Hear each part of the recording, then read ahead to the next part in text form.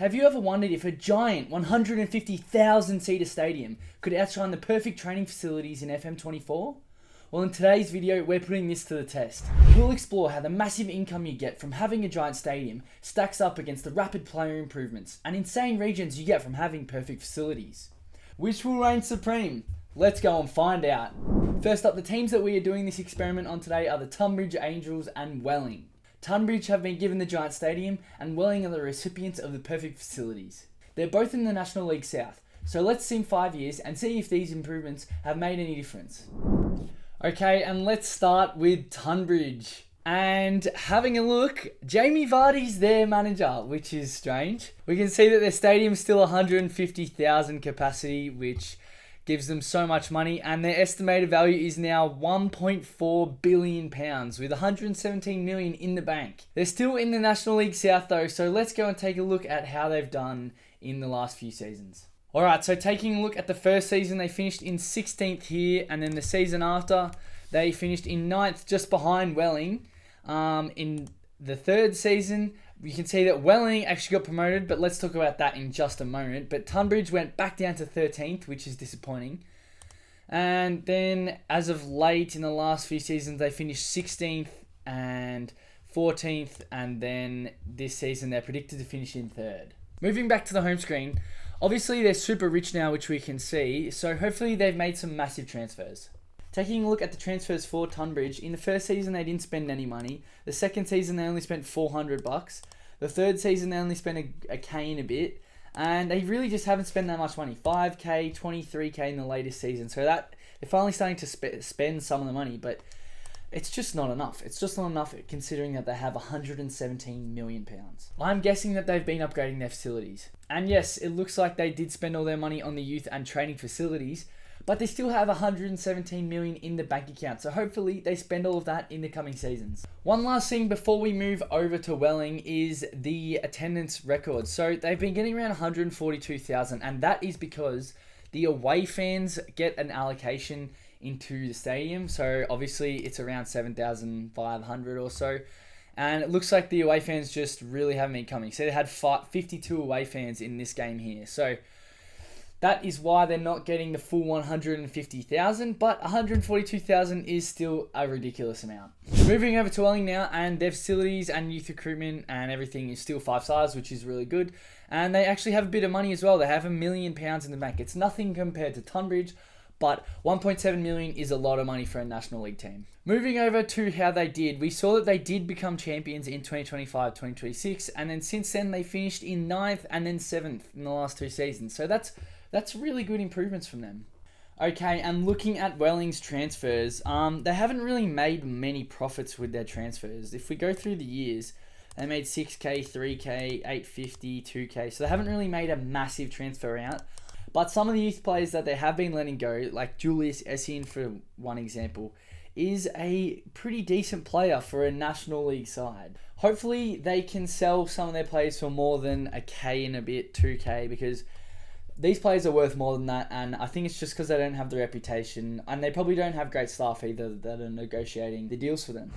Now that we've simmed 5 years into the future, let's go check ahead in another 20 years. So a big jump this time, but I think it's going to give them a bit of a chance to kind of get their foot in the door into some of the bigger leagues and start spending some of the money and get some of the youth recruitments that they've made out the door. Alright, we've made the jump 25 years into the future, and Welling are now in League One, and if we take a look at League One, Tunbridge are also in League One as well. So both the teams have improved massively and made it into the football leagues, which is really good. So they're only 2 leagues off the Premier League now. Sticking with Tunbridge, they have £300 million in the bank now and have an estimated value of 1.5 billion, which is just ridiculous. Their transfer history is troubling though. The most they've ever spent is 800,000 in a season, and they have 300 million in the bank. So I don't know what they've been doing, but we can see that they spent just over 300,000 in the season just gone. But before then, we have some seasons where they didn't spend any money for like 4 or 5 seasons, and they were just spending no money at all. Coming to their league history page, this is when we left off at the start of the graph, and they took them a few seasons. They finished up around 4th, 5th a couple of seasons. They finally got promoted in 2036-37 in first place. Then they played around in the National League for a bit and then got promoted as champions again. And then it only took them 2 seasons or 3 seasons to get promoted from League 2, which they won the playoff in and won in 7th place. In terms of Welling, however, they have been a bit of a yo-yo club as of late in League 1. They got promoted from the National League in 2034-35 in 2nd place. And then they were only in League 2 for 2 seasons before going into the League 1. And then after a few seasons, they got relegated, had to spend a couple more seasons in League 2, then went back up, back down, and last season they finished in 9th place. So hopefully it's bigger and better things for them. In terms of their finances though, their estimated value is only 10 million and their bank balance is only 214,000. So they actually have less money than when we last checked in. But taking a look at their transfers in the last season, they transferred out £2.8 million worth of players. The season before was a lot as well, 1.7 million. And yeah, in 2044, they got rid of £10 million. And most of it was tied up with Rashid Mansouri, who he looks phenomenal. I don't know where Ipswich are playing. They're playing in the Championship, but this guy looks like he could be a Premier League player easy. Coming back to League 1, if we have a look at the season preview, we have Welling, who are predicted to finish in 12th place, and Tunbridge, who are predicted to finish in 18th. So these clubs are around mid-table teams now in League 1, but hopefully Welling can sell some of their used products that they're getting through and bring themselves all the way up into the Premier League. And for Tunbridge, hopefully they'll finally start spending a big chunk of their change that they have, because I don't know what they're doing with it. Their owner must be just so greedy. Now that we've simmed 25 years, let's sim another 25 years. So we're 50 years into the future, and let's see if any of these clubs have been able to make it into the Premier League. But while we do that, make sure that you've liked and subscribed, and in the comments put down any other challenges that you might want me to do. Alright, we are now 50 years into the future, and your eyes aren't deceiving you. Tunbridge have just been promoted into the Premier League, and they did so with a pretty good record. 26 wins out of 46 games, which is pretty good. They're only 6 points behind Wolves in winning the Championship. Welling, on the other hand, finished down in 16th place on 55 points, so not as good for them. Taking a closer look at Tunbridge, and they're now worth 1.23 billion, but their bank balance is shockingly low, so they must have been spending their money very wisely. Looking at their transfers in, and last season they spent 10.5 million on players. The most expensive player that they bought was Nick Green, who looks like a pretty decent Championship player. But in terms of their biggest spending spree, it was last season actually, where they spent £28.5 million. With their most expensive transfer being Craig Salmon, who looks like a pretty decent Championship player as well.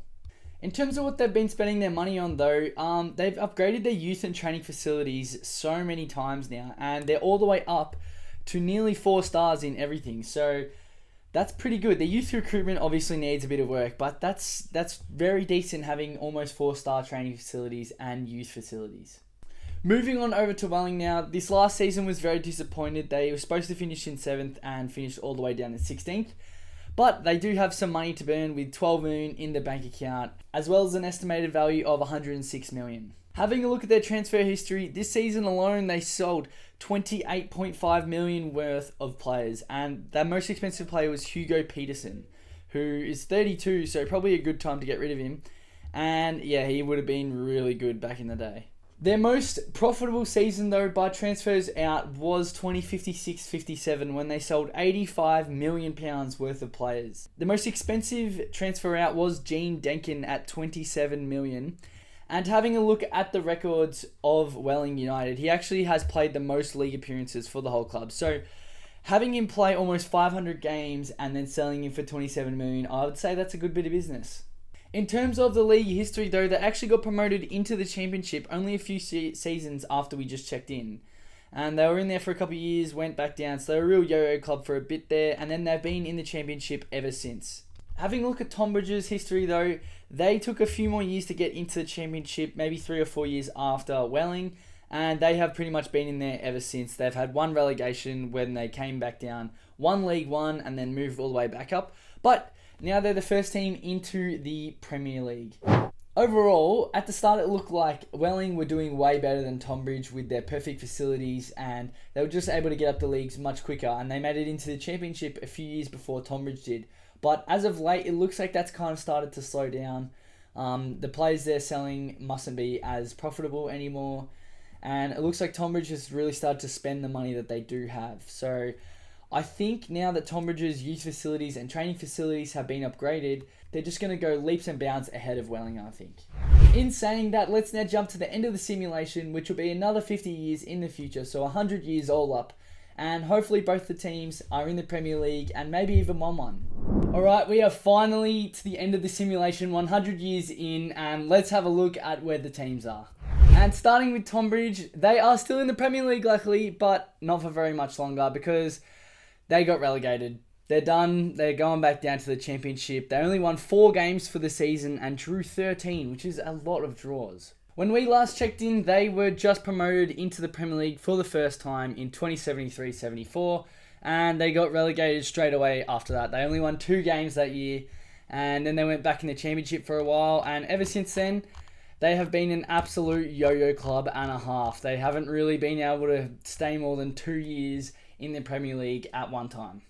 Having a look at their facilities and everything though, they now have almost perfect youth facilities and they've got really good training facilities. So that means that they are the same as Welling pretty much, just not as good, but they're around about the same area. And the stadium is absolutely massive. Speaking of Welling, they are still in the Championship. They finished in 15th place this season, so that's really not that great, just a mid-table finish.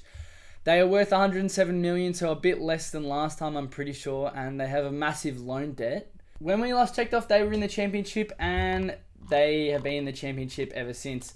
They got relegated once or twice, and they've just been a real mid-table Championship side, which I guess is okay, considering that they were down in the Vanarama National League South. Now, the question we all want to know is, have they been making enough wonder kids to sell and turn a massive profit? And the biggest transfer fee that they've ever received is for Thiau, who ended up going to Arsenal in his career, played there for a while before going to America at the end of his career, but he was a pretty good player.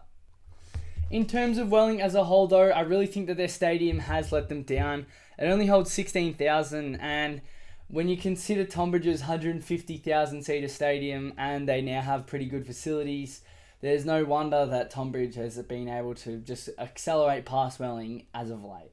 Moving back to Tonbridge, and in their records, the highest fee that they actually paid for someone was 54 million, and they actually received 62 million for Carlos Germano in 2099. So somehow, Tonbridge actually ended up with a better wonder kid than Welling, even though they had way worse facilities to start off with. Overall, I would say that this has been a pretty interesting experiment. I think to start off with, the massive stadium was maybe not as good as the facilities. But once Tonbridge really decided that this was sustainable and they were going to have all this money forever, they started spending it, and there's no wonder why they actually accelerated past Welling into the end of the experiment. If you did like this experiment, please make sure to leave a like and subscribe. Also, leave me a comment down below letting me know your thoughts and if you have any other experiments you want me to do. If you do like these type of experiments, make sure to click this video here. I think you will like it. And if you don't, then click on this one here because I think you might like that one as well. Anyway, that's enough from me. I'll see you guys in the next one. Thank you so much.